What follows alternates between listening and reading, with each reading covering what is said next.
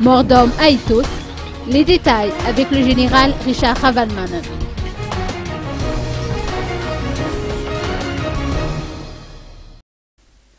Le général Richard Ravalmanen, commandant de la gendarmerie nationale, a livré des précisions au sujet de l'incident qui s'est produit hier à Itos. D'après ses explications, une altercation avait eu lieu entre un individu et les gardes rapprochés du candidat Jean-Là Enrico. L'individu est décédé à la suite de ses blessures, a-t-il confirmé. Ce matin, il y avait une tentative de vindicte publique à l'encontre d'un haut responsable politique et de surcroît candidat à l'élection présidentielle à Itos.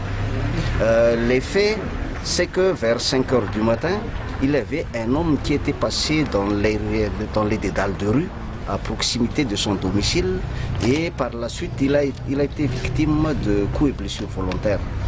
Après une évacuation sanitaire à l'hôpital, il était décédé. C'est qu'il y avait des témoins qui ont affirmé que ce sont les éléments de sécurité de la personnalité politique qui ont agressé la victime. Et par la suite, donc, il y avait des tentatives de vindicte public après. Mais ce que j'ai préconisé, c'est qu'on doit rétablir l'ordre de la sécurité publique, on doit préserver la loi.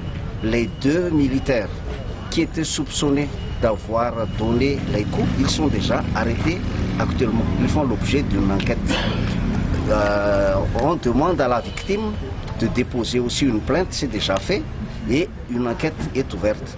Nous, en tant que, dans le cadre de la protection des personnes et des biens, nous ne tolérerons jamais des agressions physiques sur des personnes innocentes, ni des atteintes à des biens. Il y a déjà, dans le cas actuel, une vingtaine d'arrestations. De quel candidat s'agit-il? Oui, le candidat Laïnirik Jean. Et si je comprends bien, alors c'est qu'il y a eu une altercation entre des membres de son personnel de sécurité et des gens qui étaient... Non, c'est l'enquête qui va déterminer ça.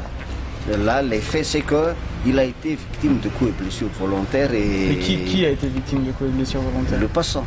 D'accord. C'est un passant. Il était de passage.